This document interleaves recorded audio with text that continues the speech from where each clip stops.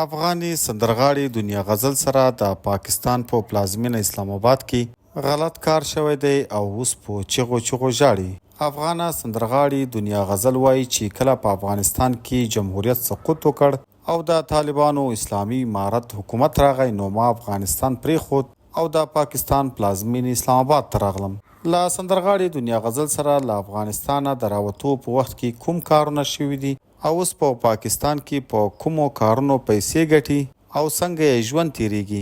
ملګرو، که غواړئ چې تاسو یې هم په اړه مکمل معلومات ترلاسه کړئ نو له موږ سره په ویډیو کې تر پایه پاتې شئ، او که تر اوسه مو زموږ چینل نه وي سبسکرایب کړی نو مهرباني وکړئ پښتون ټایم یوټیوب چینل همدا اوس سبسکرایب کړئ.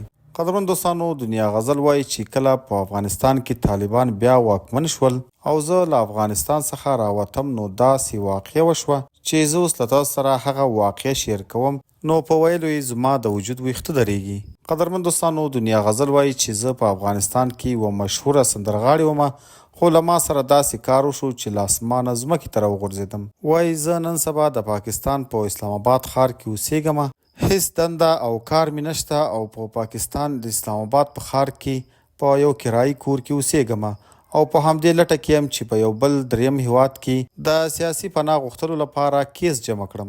دنیا غزل په خپلو خبرو کې دا وایي چې که افغانستان بیرته د جوړېدو طرف ته ځي نو زه به له هر څه نه لومړی افغانستان ته ولاړه شم. دنیا غزل له امریکا غږ رادیو سره په خبرو کې وویل کله چې زه په افغانستان کې وم نو په ما به دومره ډېر رش و چې خلکو ته مې نمبر هم نشو ورکولی. روزانه به راته له څو ټي وي چینلانو څخه د پروګرامونو او کنسرت دعوت راکړل کېدل او د افغانستان نه بهر ملکونو کې لکه دوبۍ، انډیا او ترکیه کې به هم خلکو کنسرت او پروګرامونو ته وغوښتم او په لا شی پیسې به مې ګټلې، خو نن سبا هغه هیڅ هم نشته او بیکاره یم.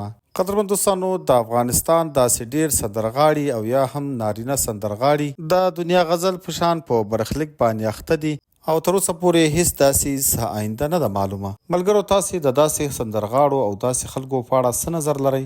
نظر مو را سره په کامنټ کې ضرور شریک کړئ.